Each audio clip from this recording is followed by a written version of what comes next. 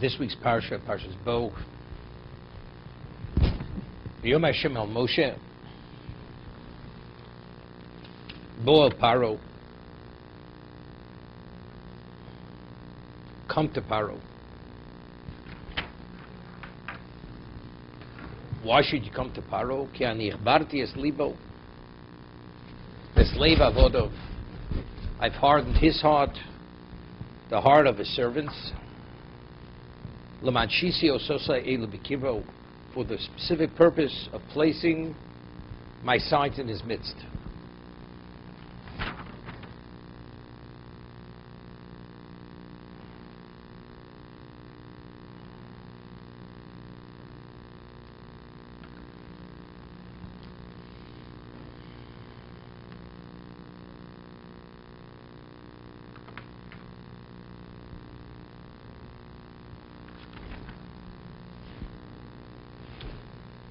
We find in the previous parsha, previous portion, that the plague of Borod came upon Egypt. What was the plague of Borod? It was fire and water and hail simultaneously came upon, destroyed everything.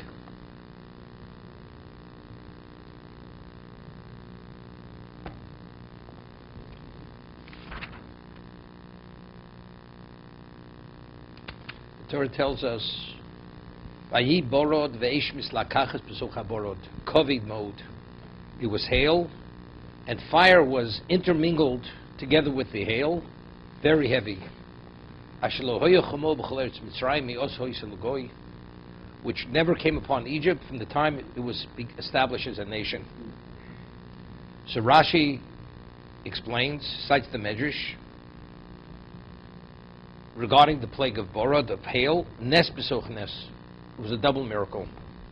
Ho'esh v'borod murovin, fire and the hail were intermingled. V'borod mayimu, borod is water. V'lasos ritzon konam osu shalom b'neim. To do the will of the Maker, they made peace among them. Although they're two contradictory forces in nature, but for the sake of doing the will of Hashem, of the Creator, they made peace between them.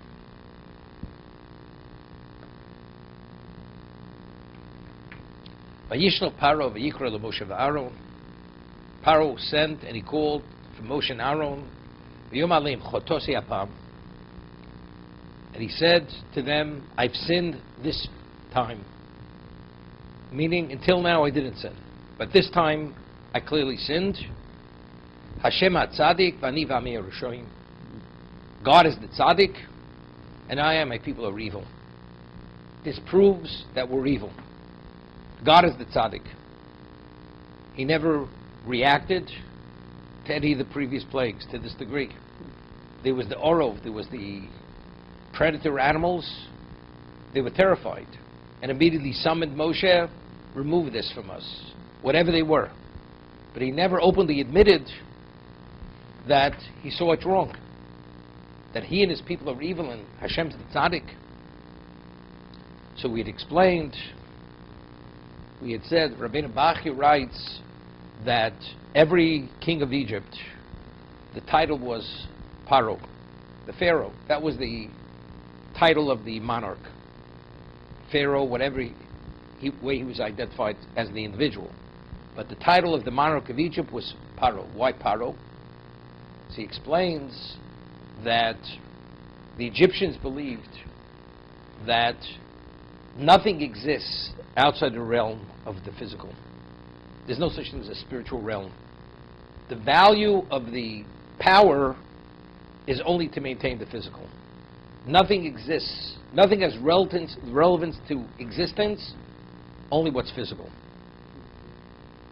As the Ramban says, there were many beliefs in terms of idolatry, pagan beliefs, that maybe there was a supreme being who created the world, but after he created the world, he gave it over to the powers to oversee the maintenance of existence. But God was no longer involved. He disconnected from existence. Or there was never a God, whatever it is, the various beliefs of paganism.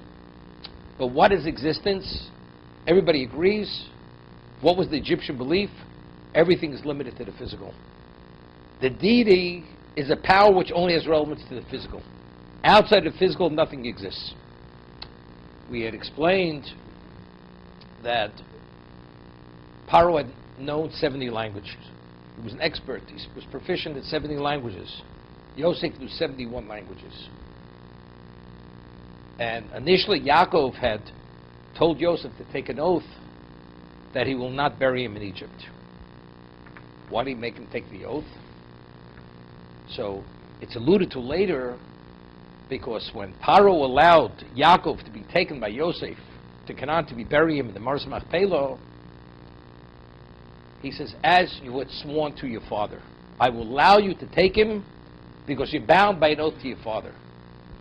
I mean, Yosef had to be bound by an oath to his father to take his father to do his father's wishes. Yosef was the dedicated son of Yaakov. So the inference of the verse is that if not for the oath, Paro wouldn't have allowed him. So why Paro? Paro says violate the oath. Paro is concerned about Yosef's oath. So Rashi cites Chazal, because initially when Yosef became viceroy of Egypt, it was clear that Yosef knew 71 languages. And Paro only knew 70 languages. Paro imposed an oath upon Yosef that he could never reveal that he knows one language more than Paro. He had knows 71, and Paro knows only 70. Because if he would reveal it, that would be a basis to be dethroned. He will no longer be the king. So therefore he said, and that was Yaakov's understanding, you will take an oath, because if he asks you to violate your oath, you'll say, if that's the case, I'm not bound to your oath. And if I'm not bound to your oath, you're no longer the monarch of Egypt. So the difficulty is, does it really make a difference if you know 70 languages or you know 71 languages? What difference does it make? One language more, one language less. What difference does it make? No, but if it would have been, clearly it would become public knowledge that Yosef knows 71, it's not one more language, 71 languages, and Paro was limited to 70, that would have been a basis to be dethroned. So we had mentioned, Rabbeinu Bachya explains that why was the monarch of Egypt called Paro? Because we find in the title Paro the letters Aleph, Pei, Resh, Ofer. Ofer means earth. Earth. What was the basis for the foundation for the Egyptian civilization? Nothing exists out of the earthy context. Everything is material, is physical. It's Ofer. That is what the belief and the foundation of the Egyptian civilization was. Nothing exists outside of the realm of the physical. What is the physical? Physical is connoted through the number 7. Multiples of 7. So it's multiples of 7, 70. But if you're able to supersede 70, what does 71 indicate? There's something that exists outside of the 70. If you could have 71 contained within one person, that means there's something that transcends the physical and dictates the physical. Who was the sustainer of Egypt? Yosef rose from slave to be the viceroy. In a sense, he was more powerful than Paro. He rose above it all. Why was Yosef able to rise above it all? Always rose to the top. Because Yosef is the spiritual person. Yosef represents spirituality. He's 71.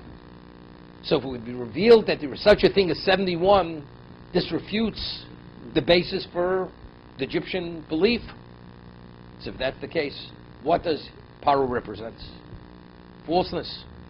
If that's the case, under no circumstance does he want that should be known. Therefore, if you want me to violate my oath to my father, I will violate my oath to you. Therefore, as you swore to your father, I will let you take him. That's the understanding. So if everything's limited to the physical, how could you have two contradictory forces? Within the context of nature, fire and water cannot coexist. Impossible. If you say something dictates the physical, so why is the physical, why is the natural laws, why are they as they are? Because that's the way they are. But if there's somebody outside of the physical dictating the laws, so if he dictates they should function differently, they could function differently. That's what we call supernatural. Fire and water could exist, could coexist. What was Moshe saying all along? Hashem Elokei, or Ivrim Shlochani Aleichem. Yud-Kei Vav-Kei.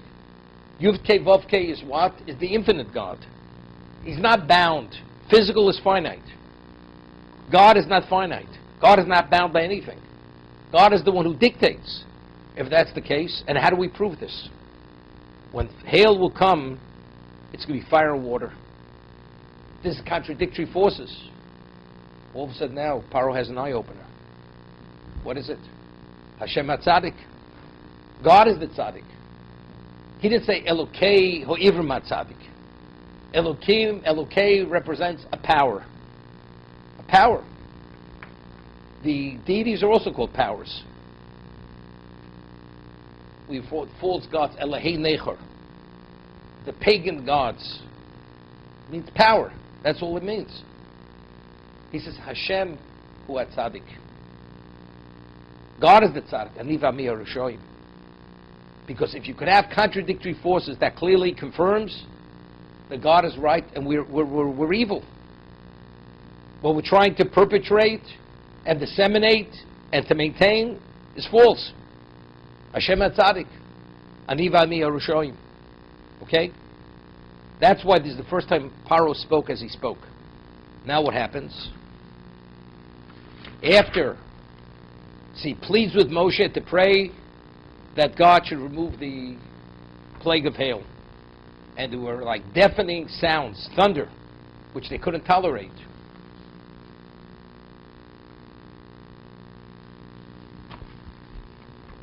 The flax and the barley was smitten, was destroyed by the hail. Because both of them were ripe. They were hardened because they were ripe to be picked, so they were smashed. However, but the wheat crop and the spelt crop were not smitten. Why? Either because they were late, meaning, so therefore they were still pliable, they were not smashed by the hail, or it was miraculous. Miraculously, they were not destroyed. So what happens? You'd say, after speaking as he did, Hashem HaTzadik v'ami Rishoyim, he should acquiesce and allow the Jews to leave. Paro kichod lamot v'aborot v'akolos. When Paro had seen that the rain, the hail, and the sounds had stopped, Yosef Lachto, he continued to sin. Vayachbe libo hu v'avodov. He hardened his heart, he and his servants. V'yerzakli, Paro strengthened himself in Loshilach b'nei Yisrael, kashediba Hashem b'yad Moshe, and he did not send out the b'nei Yisrael as God had spoken to Moshe. What changed? Seemingly, if you could have two contradictory forces coexisting, that tells you there's something outside of the physical realm. God is the all-encompassing being. But there's one question. If God is the all-encompassing being, and He controls everything, why was the wheat and spelt spared? Why wasn't it destroyed by the hail? Evidently, God is not the supreme power. There is another power which controls the wheat and spelt. Because if God was the supreme, He should have destroyed everything to prove His power. So why didn't He? This confirms He's not. So now we have a question. How does fire and water coexist? It's a question. But the other is a greater question for me to change my position. The God that there is an all-encompassing being, clearly it's not. Because if He is the all-encompassing being, why wasn't the wheat and spelt destroyed? We find by Avram Avinu, he was thrown into the kiln in Kasdim. Why? Because he wouldn't bow to the idol. Nimrod said, I give you a choice. Either bow to the idol or into the fire. Into the kiln. Avram says, I'm going to the kiln. Goes into the kiln, comes out alive. At that moment, what should have Nimrod done at that moment? Should have prostrated himself and said, Hashem Elokim. This clearly confirms that paganism is false. Nobody has ever gone into a fire, came out of a fire. So what does Nimrod do? He doesn't say that. He doesn't make that declaration. Nimrod is the leading king in the world. So what does he do? Avram had a brother, Haran. Haran was standing by the sidelines. He says to himself, I'm going to see what happens. If my brother perishes in the fire, then I will bow to the idol. If he comes out of the fire alive, I will not bow to the idol. I will go into the fire. What do you mean go into the fire? If it was just proven that there's a God, that Avram came out alive, what does he have to go into the fire? Why does he even have to consider going to the fire? Nimrod's not going to ask him to go into the fire. But Nimrod did say to him, Haran, Mr. Haran, what do you choose? Do you choose to go into the fire or not go into the fire? He says, as my brother went into the fire, I will go into the fire. What happens? This is the father of Lot. This is the father of Sari, meaning. He goes into the fire, he perishes. Does not come out. So what does that say? Creates a question. If the reason why Avram came out of the fire because there's a God, and God dictates whether fire consumes or doesn't consume, why did Avram come out of the fire? Why did Haran not come out of the fire? Evidently, it's not simple that there's a God. You have a question. My position is paganism. That's Nimrod's position. You have a question. Well, the question doesn't necessarily need an answer. Proof of the issue, because you see, Haran perished. If there's those who believe in God, God protects them. Why wasn't Haran protected? Evidently, see, it's not simple. If in fact you have a question, fire and water can't coexist within the realm of the natural, we have a question. So that seemingly would dictate and indicate that God is the supreme being. But if God is the supreme being, why wasn't this wheat and spelt crop destroyed? So that confirms that he's not the supreme being. So we have a question. How does fire and water exist? Coexist? It's a question. We'll leave it as a question. Therefore, Paro strengthened his heart. He remained obstinate. He will not send them out. Okay? Now let's talk about what goes on in Bo. God says to Moshe, go to Paro. Although I've hardened their hearts, his heart and the hearts of his subjects. Meanings, the Rechaim HaKodesh explains, the trauma that any human being would have been traumatized from you have meteorites of ice coming out of the sky, fire, everything destroyed, decimated, smashed.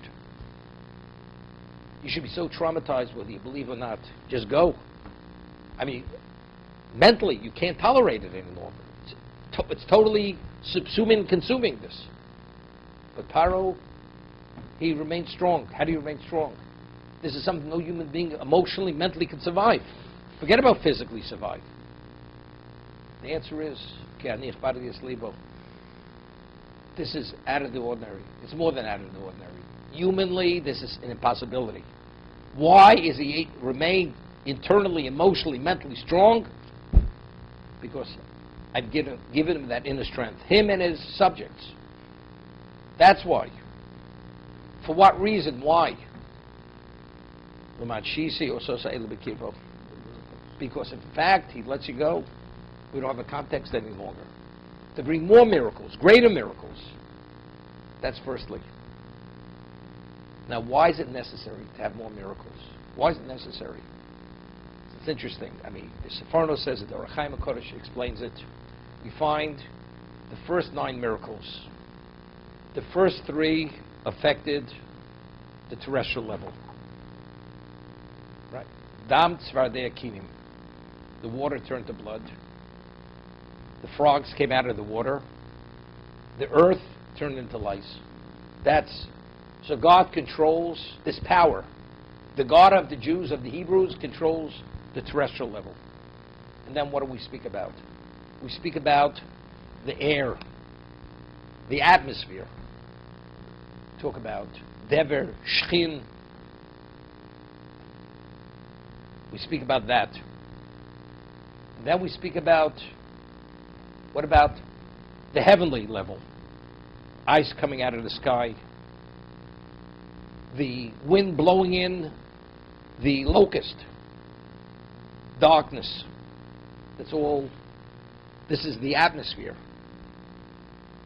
So that confirms God controls everything.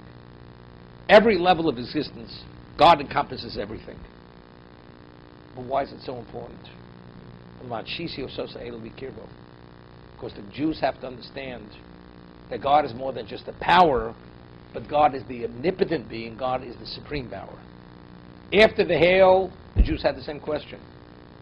Paro says, you see, it's not what you people think he is. Because if he is, why wasn't the wheat and spelt crop destroyed? See, he's not what you think he is. God says, but you don't understand. I only left the wheat and spelt to give you false security. This is for the locust to consume.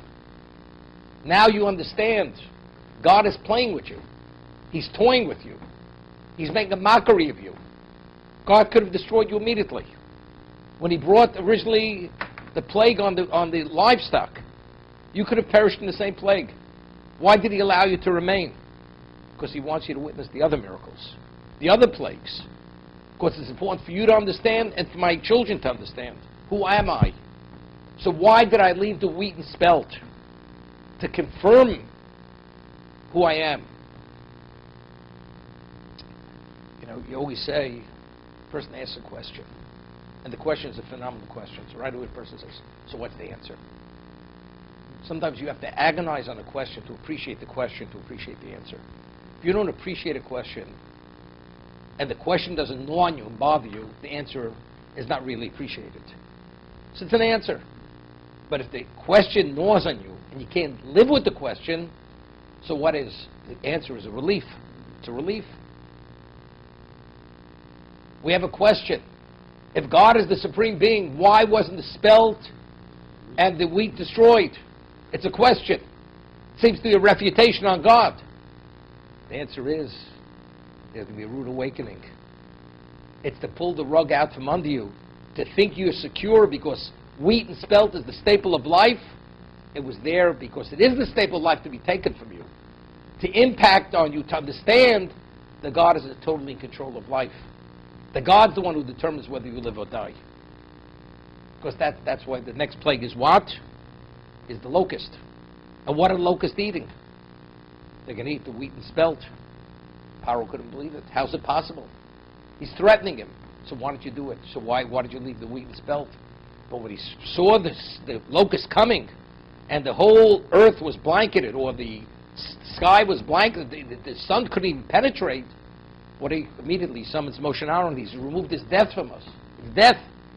Because this is the last chance. If there's no staple of life, there's no future. That's exactly how the scenario is playing out. You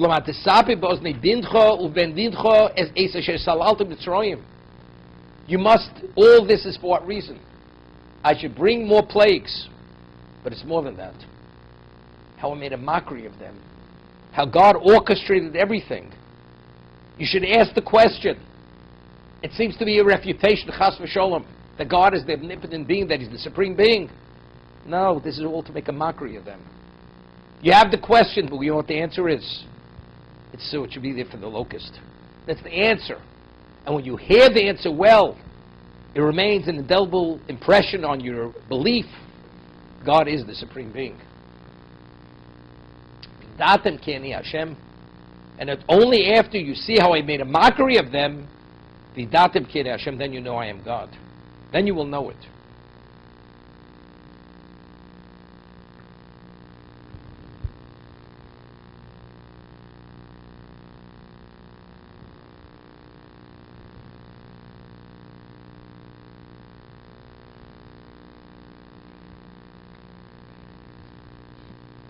I'd ask the question,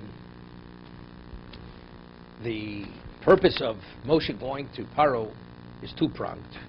Firstly, I harden their hearts, so I should place more miracles in their midst. As we said, that the Jews should come to another level of belief, that God is in full control of every aspect of existence. In addition, you should tell over to your children and your grandchildren how I played with Egypt, how I made a mockery of Egypt. And how? By putting the signs in their midst, Vidatim ki ani Hashem. And you will know I am Hashem. So although we explained it, that when you appreciate why God left the wheat and spelt, that will confirm that I am God. Vidatim ki ani Hashem. But it seems to be, it's not that you yourself saw that God had made a mockery of them. Part of it's important that you should communicate it to your children and your grandchildren how you made a mockery. That is a key aspect of you knowing that I am God. Seemingly, I mean, if you see the revealed miracle, and everything now falls into place, there's nothing that God doesn't control. So why is sharing how I made a mockery with the Egyptians communicated to my children? What relevance does that have to do? And now you will know that I am God.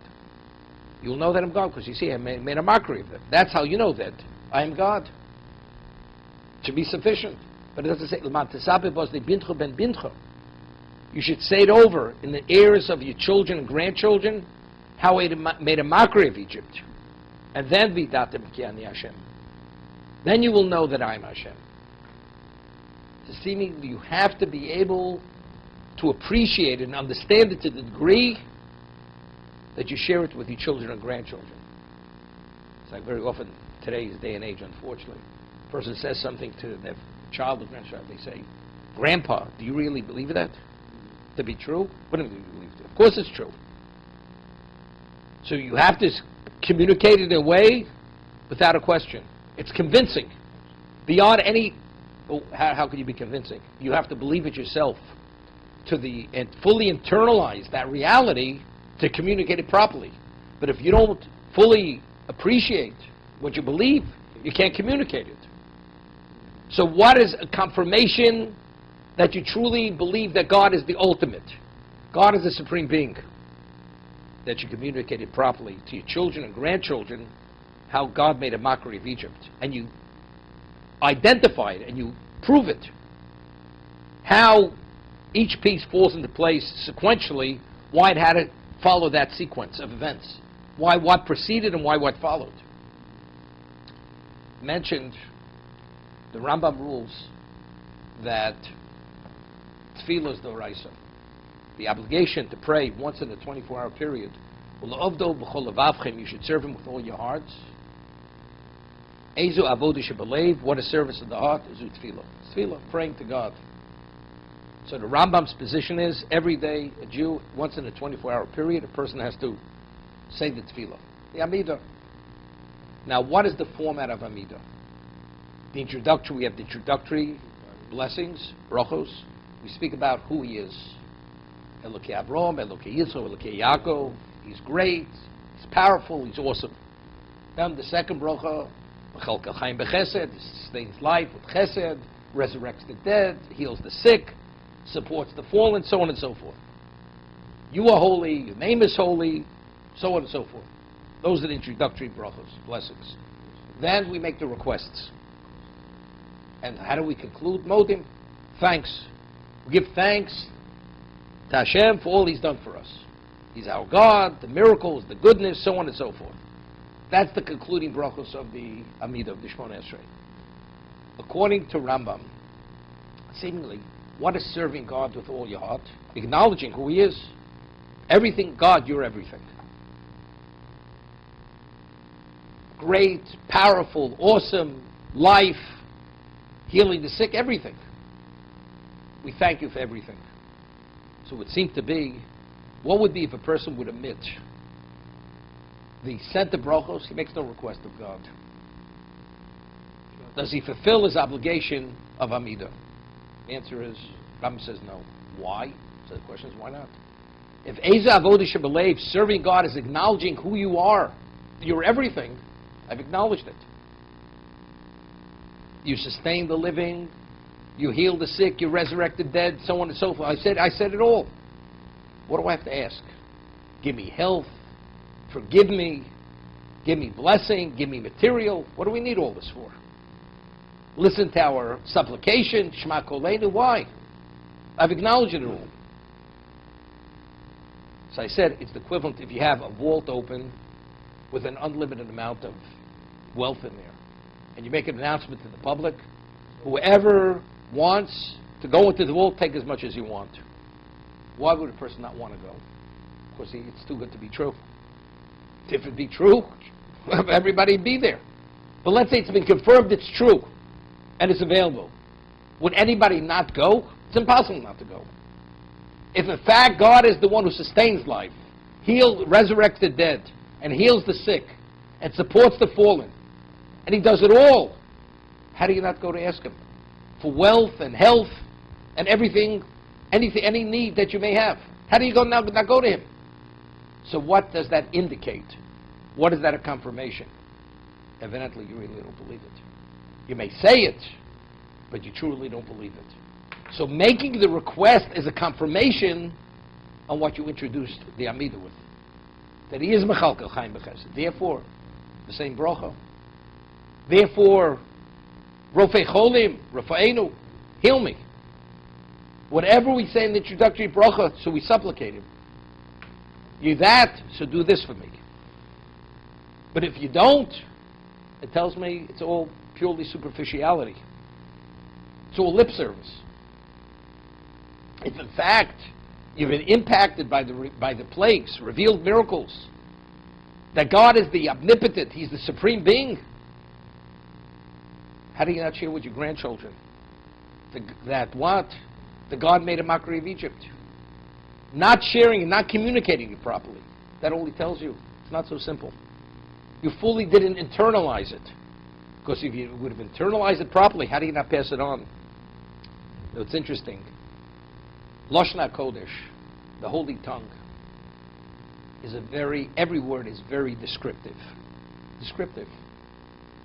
For instance, in Hebrew, the word for hakoras hatov,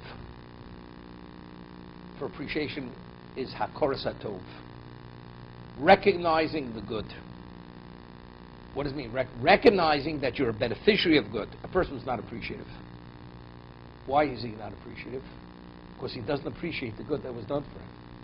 But let's say a human being would truly appreciate the good that was done for him. You recognize he's a beneficiary of somebody else's goodness. It is impossible not to reciprocate. The way God created a human being, if you recognize that you're a beneficiary of somebody else's goodness, you will reciprocate. So why aren't people appreciative? Because they put it in a context, they don't see themselves as beneficiaries of somebody else's goodness. But if they would, it is impossible not to reciprocate. Because you feel you're a beneficiary, there's a beholdenness to the other person, you have a debt of gratitude to pay. But so how does a person not? Somehow you circumvent it. You see, you put it in another context. But if you truly are makir tova, you recognize that you are beneficiary, it is impossible not to reciprocate. So let's talk about Lot. Lot, the nephew of Avram Avinu. His father perishes in the kiln. Avram literally adopts him as a son. Cares for him, takes care of him. He leaves Ur Kasdim, takes him to Canaan with him. Goes to Egypt. Lot accompanies him. Avram becomes phenomenally wealthy. Lot becomes wealthy. They have a disagreement. The shepherds of Lot, the shepherds of Avram, shepherds of Lot are stealing grazeland. Avram says, look, we can't live together. You go to the right, I'll go to the left, vice versa. Where does Lot choose to go? Goes to Sodom. Goes to the core of evil in existence. This is Lot. But before he goes, Avram says, even though we're separating, we're parting from one another, remember, I'm always here for you. And ever you need me, I'm always here. What happens? Sure enough, there's a war, a battle between the four mightiest kings and the 5 kings. And the 4 mightiest kings defeat the 5. Who is one of the 5? The king of Sodom with his community. Lot is taken captive. Taken captive. Now, Avram is informed that his nephew was taken captive. He made a commitment to him. I will do whatever I can to save your life. Avram goes to war against the 4 mightiest powers in the world. And Avram has to resort to miracles to be the victor in this war, to save the life of his nephew. And sure enough, He is the victor.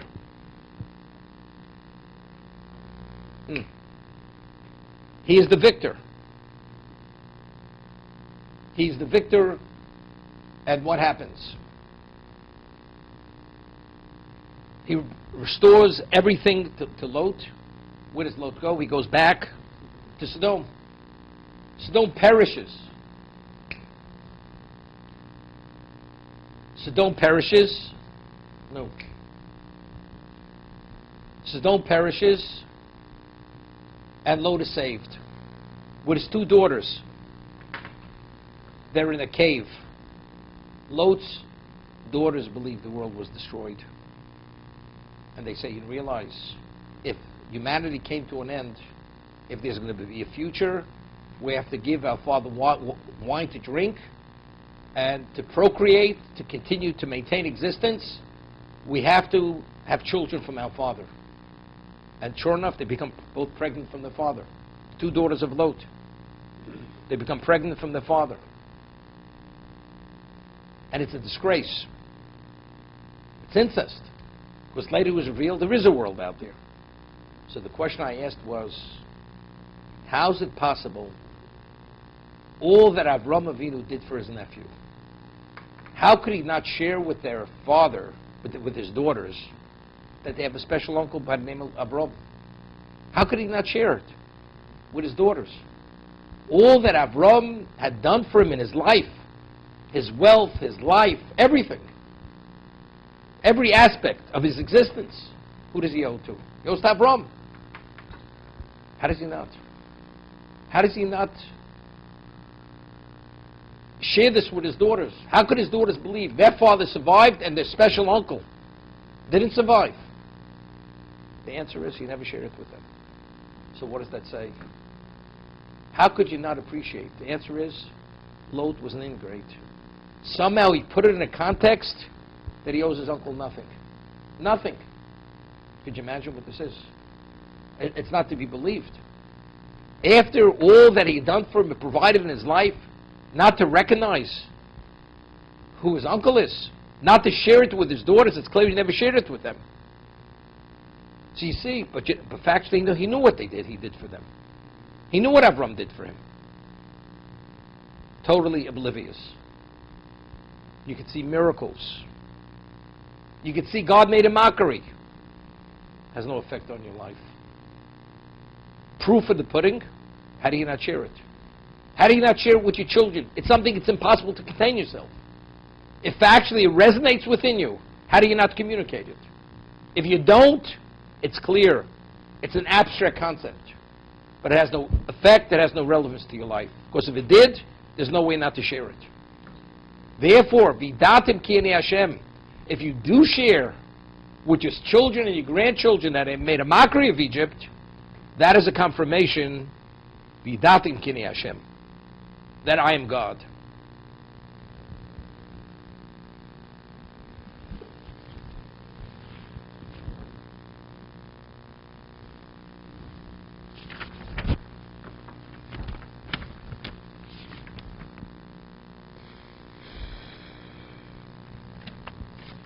There's a midrash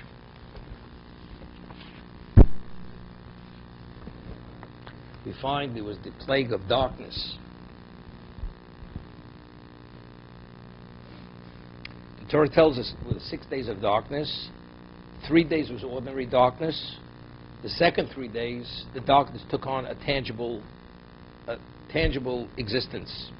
As Rashi cites the Medrash, that if a person was standing, he couldn't sit, and if he was sitting, he couldn't stand. It says, V'yomesh choshech. It took on a tangible being, existence. It says, Shomer HaKosuf, quotes a pasuk in Tehillim, verse in Tehillim, Sholach choshech v'yachshich. He sent darkness, and it became darker. V'lo moros dvaro. What does this mean? V'lo moros dvaro. Choshech shesholach kodesh baruch hu al mitzriv kosher hoyo. It was something which was very difficult, very painful. Why? Al shelo kiblu moros dvaro shel HaKadosh Baruch Hu, because they did not accept upon themselves his sovereignty, his dominance. The reason why Choshech was so painful and so devastating is because they did not accept upon themselves his sovereignty. Omer HaKadosh Baruch Hu l'malochim hametzrim ruyim lukos b'choshech. The Egyptians, they deserve to be smitten with darkness. Miyad hiskibu chulon kachas lo himru es dvoro, and they did not fortify his word. But again, so when David says in Tehillim, v'yachshich v'lo moru es dvoro, what is, according to the first interpretation, why was it intensified and it was so devastating? Is because they did not accept God's sovereignty. Now the question is, you have Choshech is the 9th plague. So if it's the 9th plague, I mean, what about the previous plagues? They also didn't accept his sovereignty. But Choshech had a very negative effect on them. You know what it means not to stand or sit for 3 days. You're locked into your location. The disease and the illness which came as a result of this, they were totally incapacitated after the 6 days of darkness. But you know why? Because they defied God. They would not accept his sovereignty. And what about after Borod? They didn't accept his sovereignty either. Why now? Why not before? So I think what Chazal are telling us and what David HaMelech is saying, that although a person should be open and should accept many things, but there's always what we call an intellectual blind spot. Because somehow we have things which distract us, we have questions. And questions bother us. But what about if you have no question? I've answered every one of your questions. And after all your questions are answered, you still don't accept. Now you deserve to be smitten. Now you deserve to be punished. So let's discuss it. We have Borod coming.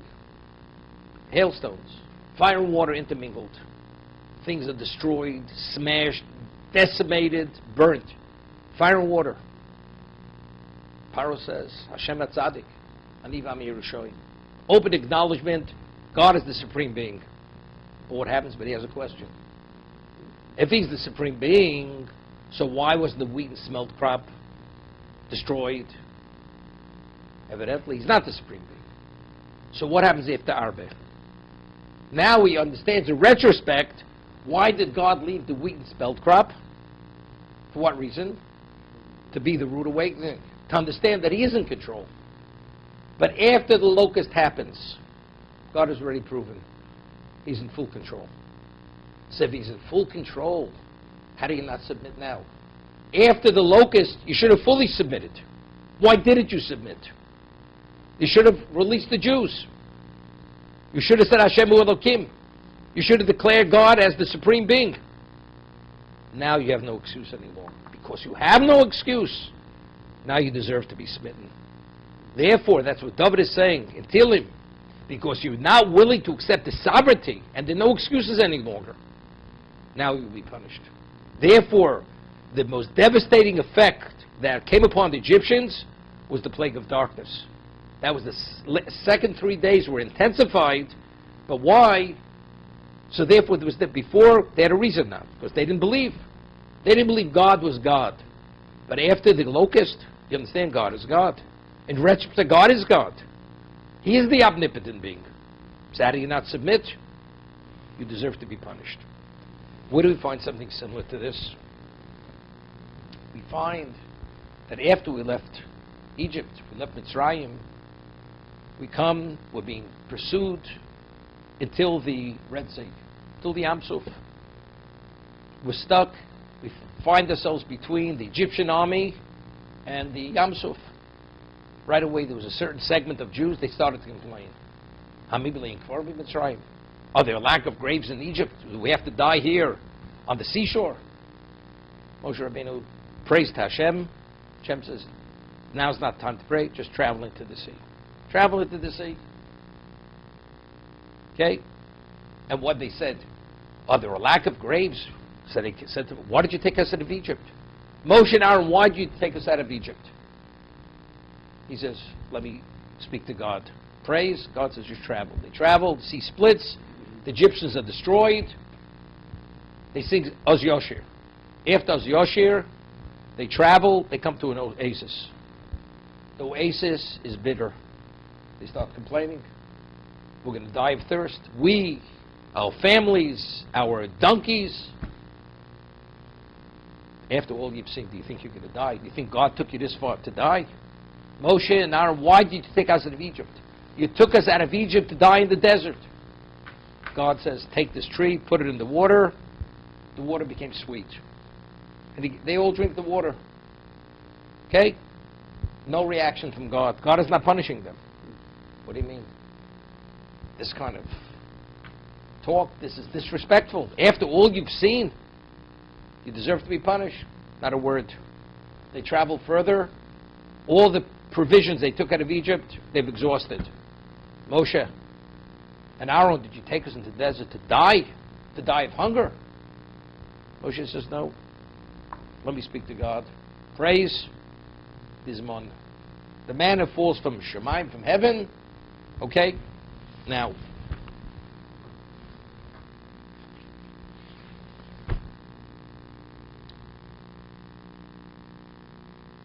Yom Moshe Aaron el Kol Bnei Yisrael. Moshe and Aaron say to Bnei Yisrael, Erev, this evening, Vidatem ki Hashem hotzi eschem me'eretz Mitzrayim. Tonight, when the moon falls, with the slav, you will know that God took you out of Egypt. So Rashi says, what do you mean you will know God? Till now they didn't know God. Took them out of Egypt. Vidat mi Hashem hotzi eschem Mitzrayim. Lefi shamartim lanu. Until now you've been saying, Ki hotzeisem osonu. You said, we took you out. Tedu. You will know. Ki lo anachnu motziim. You will know it's not we took you out. El Hashem hotzi eschem, but God took you out. How would you know that? Shiagz lochem es aslov. He will bring the quail. And in the morning, Voker, Risem is kvod Hashem. In the morning you will see the God's glory, and then He heard your complaints. Al Hashem v'nachnu moki salinu lov. Your complaint is not directed against us. Tonight you will have the quail. Tomorrow morning you will see God's glory. That's going to be the mon. But until now you complained about. You said it was us. This will prove and confirm it's not us, it's God. So until now, why were they not culpable? Because they believed it's Moshe and Aaron. But now, going forward, the quail and the mon is a confirmation it's God, it's not us. Okay?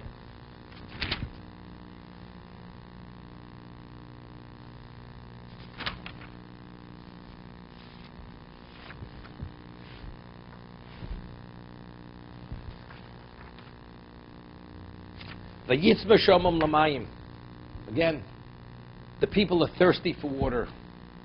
The people are complaining against Moshe.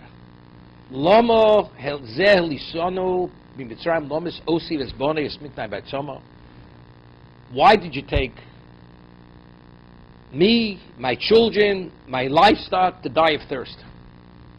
They complained to Moshe. What am I supposed to do to these people? Od marus koluni, they're about to stone me.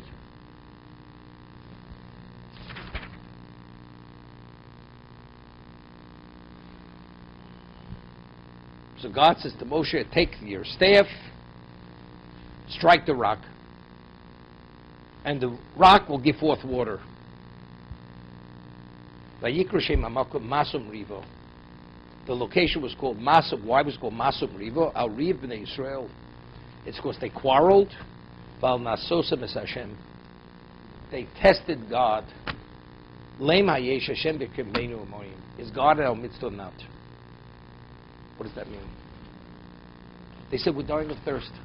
Did they say, is God in our midst or not? After the quail and the mun, it was proven, Moshe did not take you out of Egypt. So all that's transpired until now, who brought that about? God.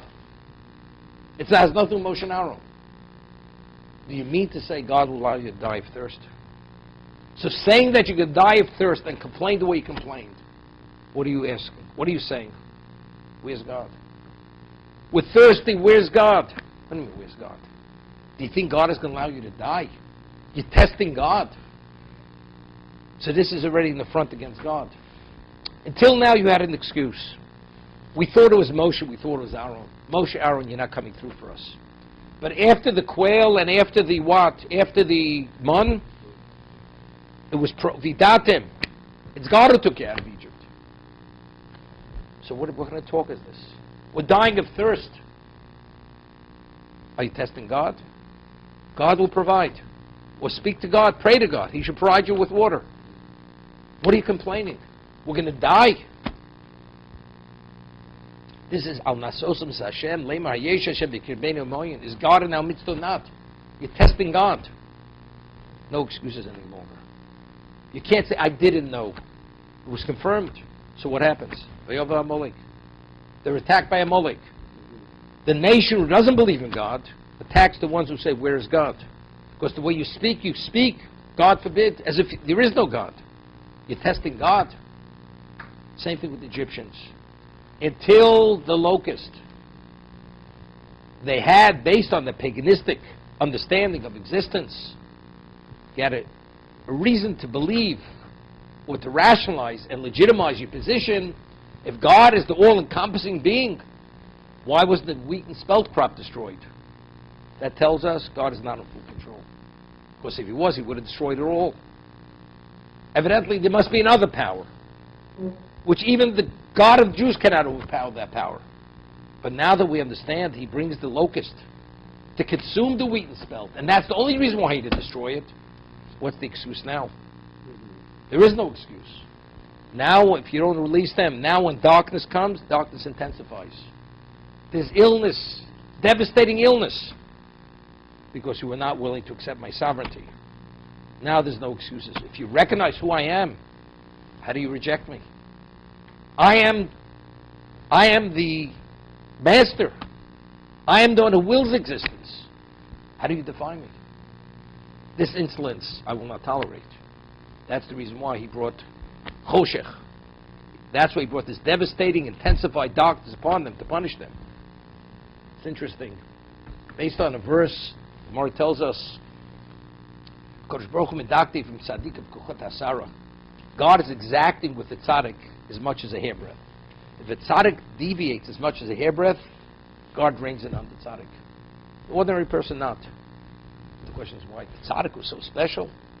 He's the one you should be a little more flexible with. Just the opposite. But an ordinary person, why does he do the wrong thing? He's out of focus. He's not focused, he's distracted. He's not learned, he's unaware. You give me 1,000 reasons why. But the tzaddik, where everything he does in his life is weighed and evaluated, how do you make the mistake? How do you make a mistake? You're in control of your life. So when he does fail, it borders on the deliberate. So if it borders on the deliberate, what is his level of liabilities? He has a greater level of liability. Because when you have no excuse, the claim is a much greater claim. So if the claim is greater, the liability is greater. Therefore, HaKadosh Baruch Hu is medaktik im tzadikov kuchot hasara.